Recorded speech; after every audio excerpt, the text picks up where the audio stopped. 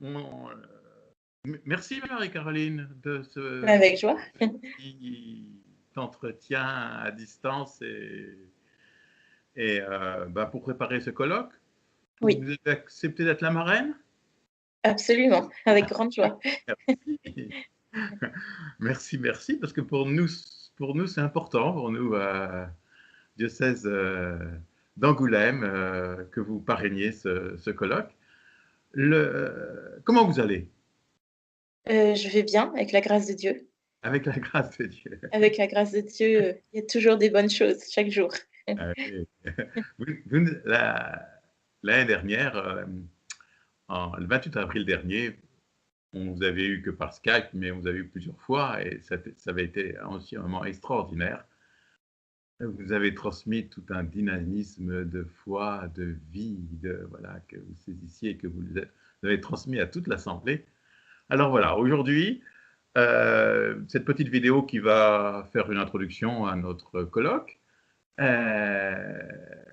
Voilà, le titre du colloque, vous l'avez vu, hein, c'est Au cœur de l'inclusion, la rencontre de la tendresse. Hein. Oui.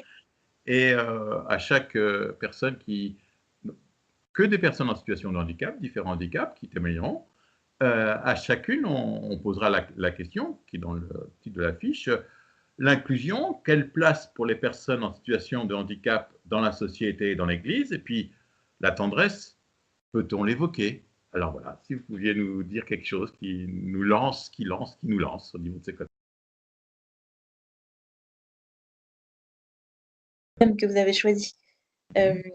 et notamment celui de la tendresse, qui Mhm. me qui me fait beaucoup penser au pape François et à tout ce qu'il nous enseigne. Il parle énormément de la tendresse. Ça me fait Mhm. aussi beaucoup penser à Jean Vanier qui a créé l'Arche et Mhm. récemment, il y a eu un magnifique documentaire, je ne sais pas si vous l'avez vu?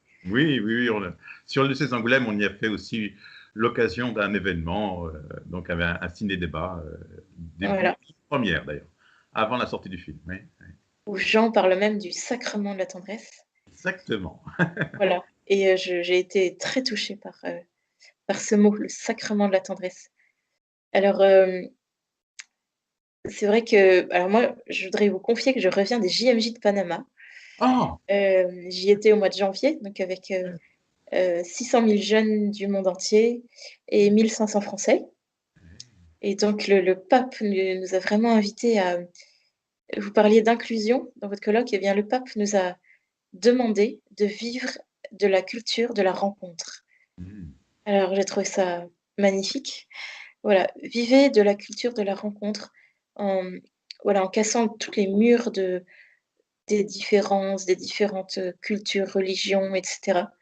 Mais voilà, rencontrez-vous, vivez ensemble et que finalement notre église, c'est bien cette rencontre de chaque enfant de Dieu et de vivre tous ensemble puisque c'est aussi ce qui nous attend au ciel. C'est qu'il y aura plus de séparation là-haut. On sera tous, une église vivante ensemble. Alors c'est vrai que le thème que vous avez choisi a beaucoup résonné dans mon cœur suite à, suite à ces JMJ, où le pape nous a invités aussi à ne pas rester au sol et voilà, vraiment à sortir de nous-mêmes et à nous engager et à être dans l'heure de Dieu, à vivre l'heure de Dieu. Et j'ai trouvé ça magnifique.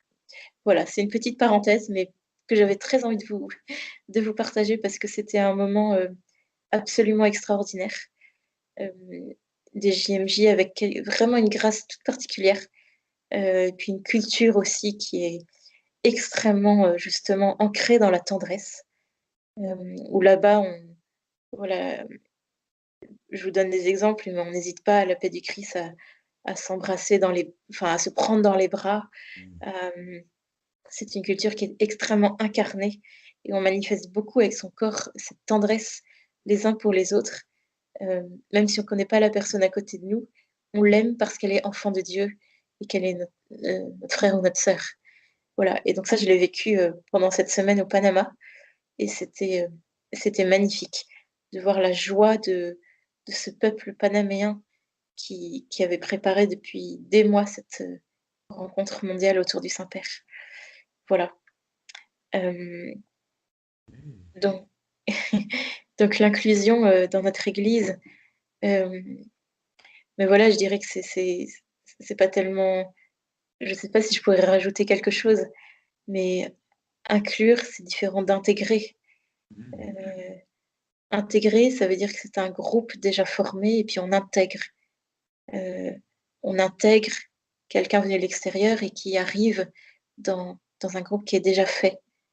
L'inclusion, on commence tous ensemble, hem et sans faire rentrer après telle ou telle personne.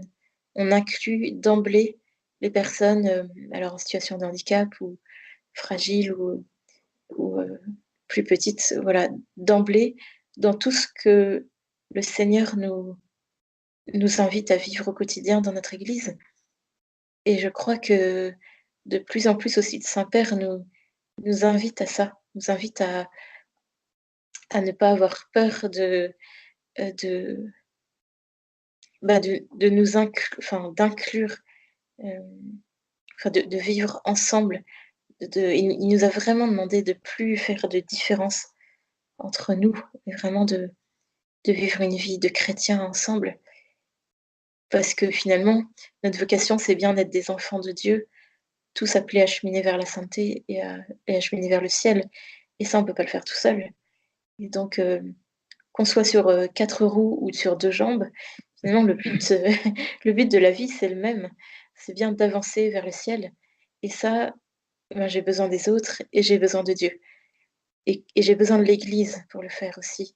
J'ai besoin de la force des sacrements, j'ai besoin de mes frères et sœurs en Christ dans l'Église. J'ai besoin de, voilà, de sentir que, même si j'ai pas l'usage de mes jambes, finalement, c'est pas ce qui importe le plus. Aux yeux de Dieu, il y a aucune différence. C'est vraiment les yeux des hommes qui qui peuvent, heu, vraiment projeter cette différence, heu, quand quelque chose est visiblement pas comme tout le monde, pas comme on aimerait que ça soit.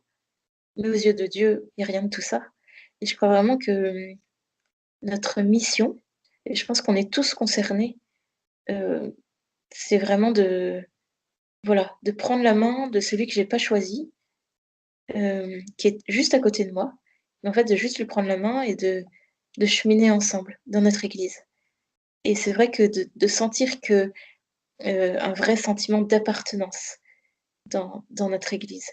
Appartenance en tant que fille de Dieu, où on oublie tout ce qui est visiblement différent et qui n'est pas tellement, le plus important et qui n'est pas ce que moi en tant que jeune femme handicapée moteur, je recherche. Je ne recherche aucune, comment dire? Aucun «privilège» entre guillemets, aucun ni plus ni moins. C'est-à-dire simplement sentir que dans l'église, j'ai toute ma place et que mon fauteuil, c'est, bah, c'est juste un accessoire en plus. Voilà et je crois profondément que ça nous rend heureux tous et que la vraie joie, elle est vraiment là, au cœur de ce mystère de et de cette ardeur finalement à se dire: «Bah, on se met en marche ensemble». Voilà, on va faire un pèlerinage, la vie est un pèlerinage sur terre, bah, pèleriner, c'est marcher ensemble. Voilà. Merci Marie-Pauline. Vraiment, vous nous envoyez là, et puis à vivre cette, je dirais, cette dimension d'église ensemble, hein, ensemble.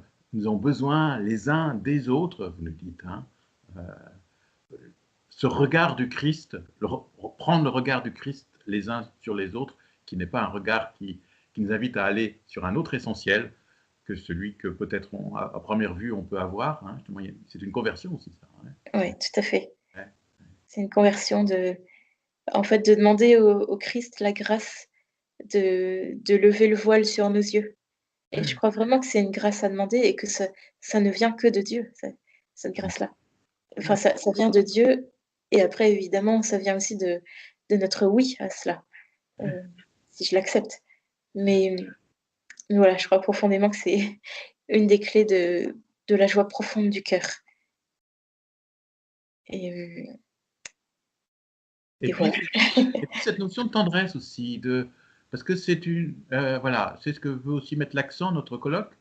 Euh, en marge, enfin, ou en différence par rapport à une société qui est un peu rapide, qui est un peu brusque, qui est un peu mettre de la douceur dans nos relations, mettre, oui, de la tendresse, osons le dire, voilà. Enfin, De la tendresse, oui. ouais, c'est Et tendresse dans la rencontre. Enfin, voilà, je crois que la tendresse, elle fait partie de la rencontre. Se rencontrer, c'est, c'est pas seulement parler ou dire des choses avec sa bouche, mais c'est aussi, je crois, revêtir de tendresse tous nos sens. Donc, avoir un regard plein de tendresse, avoir une main plein de tendresse, avoir des oreilles qui écoutent avec tendresse, avoir un cœur tendre et aimant, et puis des mots tendres aussi. Et je crois que la tendresse du Christ, mais Jésus nous l'enseigne dans l'Évangile, auprès de lui-même faisant tous ces gestes de tendresse auprès des plus petits, il embrasse les personnes malades, il embrasse les pécheurs. Et, et Jésus utilise beaucoup justement, ouais, je trouve vraiment que l'Évangile est vraiment une leçon vivante pour de vie dans la tendresse à l'école du Christ.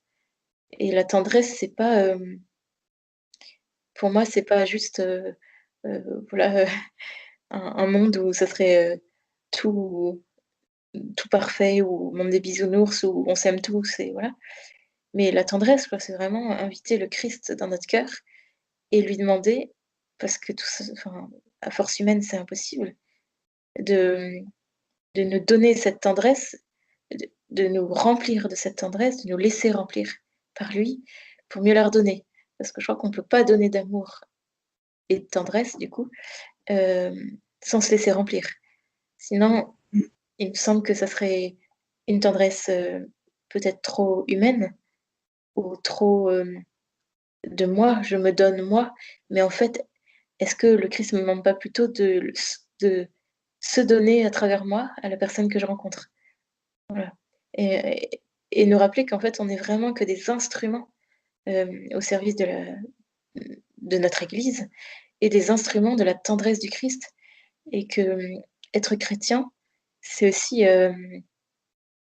user de cette tendresse que le Seigneur nous invite à avoir les uns pour les autres.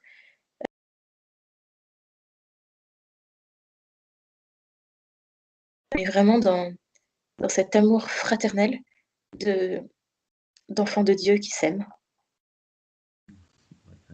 merci, le sacrement de la tendresse, comme dit Jean Vanier. Vous ne pourrez pas être là, ni par Skype, vous allez vivre un petit temps Je d'intervention médicale. Voilà, je vais avoir une intervention médicale, quelques jours auparavant. Du coup, je pourrais pas être avec vous, même D'accord. si, je l'avais prévu, mais récemment, on m'a cité une phrase du père de Vessières, que j'ai beaucoup aimée, qui dit: «Chaque imprévu est un baiser de Jésus».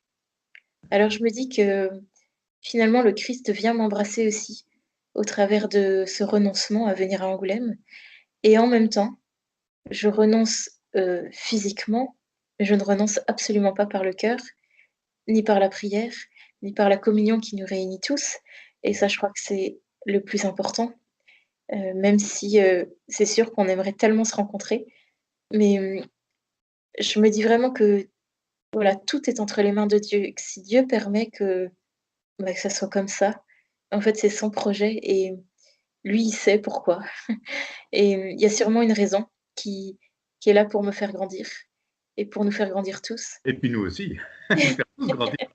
Ouais, En tout ouais, cas, voilà, ce qui est sûr, c'est que c'est un appel à me voilà, à me dire que le lien est bel et bien fort et encore plus renforcé dans cette non-présence, en tout cas dans cette présence invisible autre et prêtre. voilà, une autre présence. Donc je serai là, mais vous ne me verrez pas.